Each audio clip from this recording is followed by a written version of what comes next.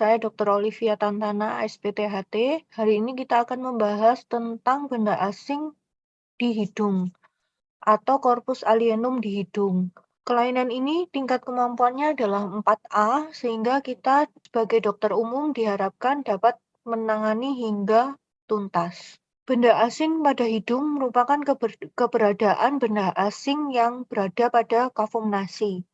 Kejadian terbanyak pada kasus ini terutama pada usia 2-6 tahun. Insidennya meningkat pada anak-anak yang hiperaktif atau retardasi mental. Benda asing di hidung ialah benda yang berasal dari luar tubuh, eksogen, atau dapat pula terdiri dari tubuh atau endogen, yang dalam keadaan normal tidak ada dalam hidung. Benda asing di hidung biasanya merupakan benda asing eksogen. Faktor resiko terjadinya benda asing pada hidung yaitu faktor umur, biasanya pada anak-anak di bawah 12 tahun, kegagalan mekanisme proteksi yang normal, contohnya keadaan kondisi tidur, keadaan kesadaran menurun, pengguna alkohol atau epilepsi. Jadi misalnya memang tidak memasukkan sendiri benda asingnya ke dalam hidung, cuman misalnya kayak kondisi tidur ternyata ada anaknya bermain dan memasukkan benda asing ke hidung atau orang-orang yang dalam pengaruh alkohol atau epilepsi, jadi tidak sadar ya. Atau bisa pula dipengaruhi oleh faktor kejiwaan, yaitu emosi dan gangguan psikis. Ini biasanya pada orang-orang yang mengalami retardasi mental. Bentuk, ukuran, serta sifat dari benda asing yang dimaksud. Atau terjadinya karena faktor kecerobohan, yaitu meletakkan benda asing di hidung. Misalnya pada orang dewasa yang bergurau atau apa, terus meletakkan benda asing yang berada di hidung. Etiologinya bisa benda asing, yaitu misalnya secara organik, yaitu kacang-kacangan, biji-bijian, kapas, kertas, binatang seperti lintah, serangga, atau daun. Biasanya lintah apabila berenang di kali atau di perairan yang kotor bisa masuk ke dalam hidung. Atau benda-benda non-organik, misalnya plastik, kapur tulis, karet, kancing, dan mur, atau yang paling berbahaya adalah baterai baterai. Baterai baterai ini merupakan baterai kancing yang biasanya kita gunakan untuk tenaga jam tangan ya. Terjadinya bisa secara sengaja atau tidak sengaja, yaitu kebiasaan anak-anak yang biasanya pada usia 2-6 tahun ini sifatnya exploring ya, karena kepengen tahu terus memasukkan benda asing tersebut ke dalam hidung. Gambaran klinisnya benda asing di hidung ini biasanya rasa tersumbat hingga pilek, terutama pada sisi yang kemasukan benda asing, kebanyakan adalah sisi unilateral. Terjadi anosmia atau hiposmia karena hantaran udara yang masuk ke dalam hidung ini tertutup oleh benda asing. Apabila jangka waktu lama lebih dari 6 jam, biasanya dapat muncul ingus yang berbau busuk. Apabila kondisi ini tidak cepat ditangani, maka bisa iritasi di sekitarnya dan menjadi bercak darah. Ini merupakan contoh benda asing pada hidung ya. Yang paling sering adalah mainan pada anak-anak. Dan yang paling berbahaya adalah baterai baterai, karena baterai baterai ini akan bisa menimbulkan melepaskan alkali sehingga terjadi nekrosis pada daerah mukosa hidung. Kata-kata yang harus kita garis bawahi adalah jika anak mengeluhkan pilek berbau pada satu sisi, maka benda asing pada hidung harus dicurigai hingga terbukti tidak ada. Jadi kita apabila melihat pasien anak yang mengatakan hidungnya bau dan pilek pada satu sisi, maka kita yang harus dicurigai adalah benda asing di hidung dan kita harus memeriksa hingga terbukti memang bukan karena benda asing di hidung. Pemeriksaan rutin yang harus dilakukan adalah rinoskopi anterior. Lokasi tersering dari benda asing di hidung ini adalah di bagian anterior dari konka media atau di bagian bawah dari konka inferior atau berada pada dasar kafum nasi. Yang harus kita perhatikan secara khusus adalah benda asing yang disebabkan oleh baterai kancing atau baton baterai ini karena mengandung alkali, sehingga kurang lebih biasanya kalau 6 jam berada di rongga hidung dan teriritasi ingus kita, maka bisa menimbulkan kebocoran.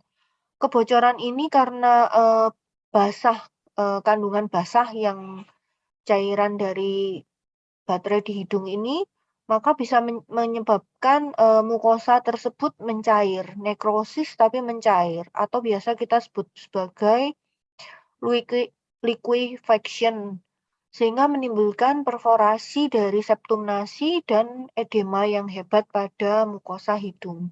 Tata laksananya adalah yang perlu digarisbawahi adalah ekstraksi ya. Jadi tata laksana yang harus dilakukan adalah ekstraksi. Tidak bisa diberikan obat-obatan, yang harus dilakukan adalah mengeluarkan corpus alienum dari hidung, dan ini harus dilakukan tanpa membahayakan pasien.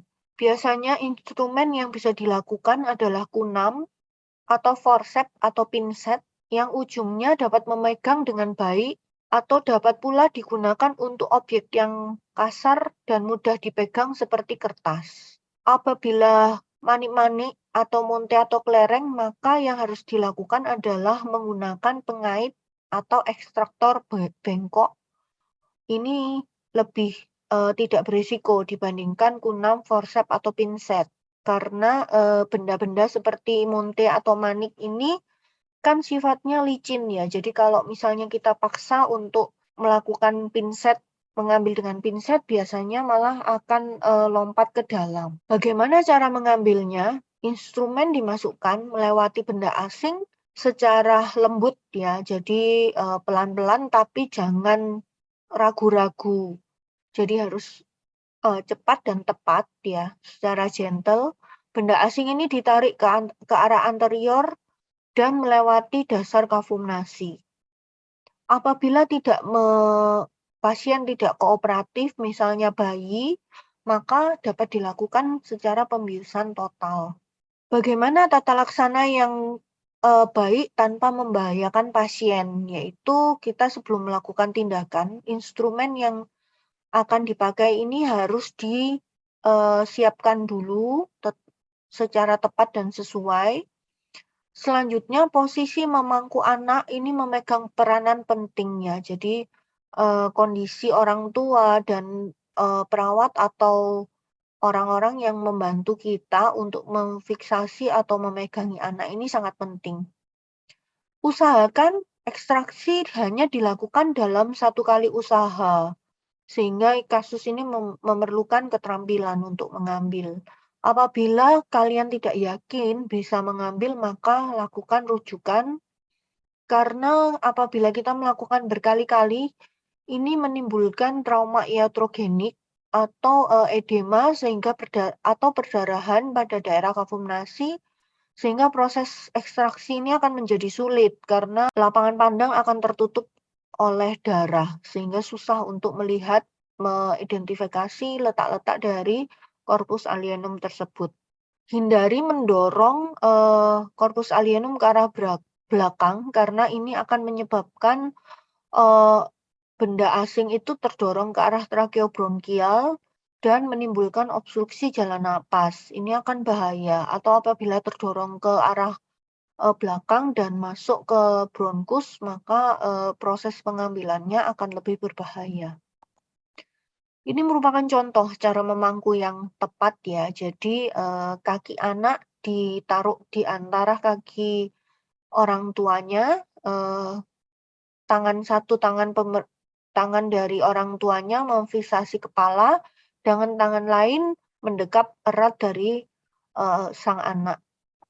Ini tata laksananya apabila barang yang dilakukan licin ya, atau sulit untuk maka kita harus mengambil dari belakang. Jadi kita akan melakukan untuk ekstraktornya ini melewati corpus alienum dan menarik ke arah depan. Jadi jangan didorong, tapi harus dilewatin dan dikait ke arah depan.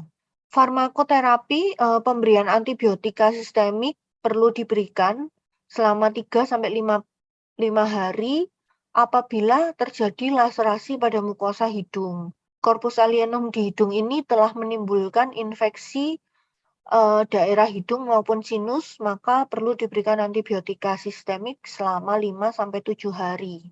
Edukasi yang harus kita lakukan ke keluarga adalah ingatkan untuk kemungkinan berulang. Jadi, kita harus mengingatkan bahwa anak-anak ini kan, niatnya exploring ya, usianya di usia-usia exploring, maka untuk orang tuanya harus berhati-hati atau lebih waspada apabila melakukan pengawasan terhadap anak-anak. Dan apabila sesuatu yang, membahayakan sebaiknya diletakkan dalam, kondisi tidak terjangkau anak-anak. Komplikasi yang dapat terjadi adalah obstruksi jalan nafas, ini fatal apabila, corpus alienum di hidung terdorong hingga ke arah trakeobronkial. Apabila corpus alienum di hidung ini tidak diambil dalam jangka waktu yang lama ya, biasanya ada yang sampai bertahun-tahun tidak diambil, maka akan terbentuk rhinolit.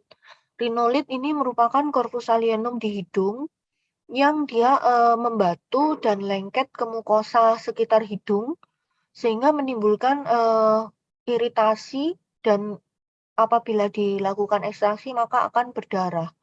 Ini akan menimbulkan perdarahan berulang apabila tidak diambil. Atau bisa menimbulkan infeksi hidung atau sinus paranasal karena pembengkakan dari mukosa di hidung dan adanya sumbatan dari corpus alienum di hidung ini bisa menimbulkan pembengkakan dari kompleks osteomeatal sehingga menimbulkan sinusitis paranasalis. Kapan kita harus merujuk korpus pasien dengan corpus alienum di hidung? Apabila pengeluaran benda asing tidak berhasil karena perlengketan atau posisi benda asing yang sulit dilihat. Prognosisnya adalah dubia et bonum, yaitu baik tergantung ada tidaknya komplikasi. Terima kasih.